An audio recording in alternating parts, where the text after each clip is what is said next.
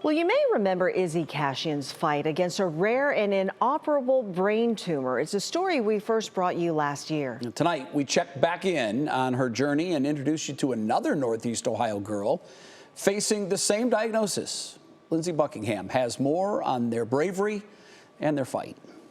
Everyone who meets 4-year-old Ryleigh Schecter calls her Smiley Riley. She has a contagious personality and her laugh is infectious.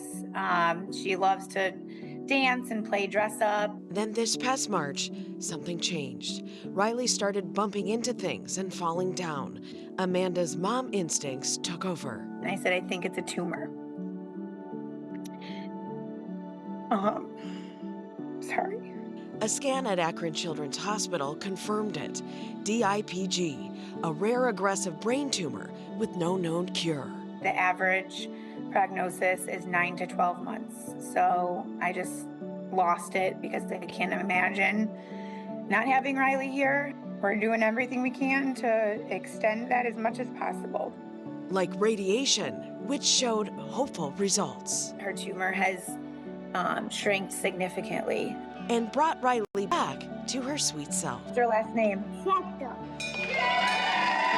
She has a rare mutation, steering her family toward a new clinical trial. We're only 8 days into her starting this clinical trial, but so far so good. So just crossing our fingers that it's effective at shrinking or maintaining the tumor.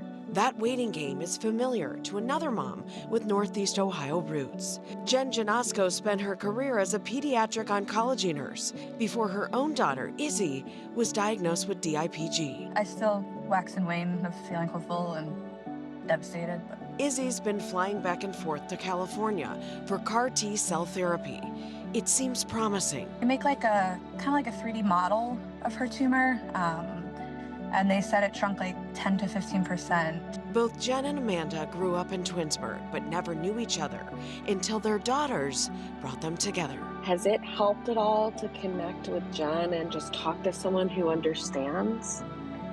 Definitely. I mean, she's a very good resource because of her former career in this, and now being a parent in this miserable reality. Two moms, two very brave little girls, and a fight that's far from over. For anybody that comes across a way to donate to research, it would just be so greatly appreciated to keep these trials moving forward. Well, Izzy and Ryleigh's treatments continue in the months ahead. Their families say awareness is key, which is why Jen shared Izzy's story with the New York Times today, hoping it reaches even more families who need it. Absolutely. Possibly growing that support group too, because I know talking with you at 4 o'clock, these women gain great strength off one another because it's someone else that is in a fight that no one can imagine being in.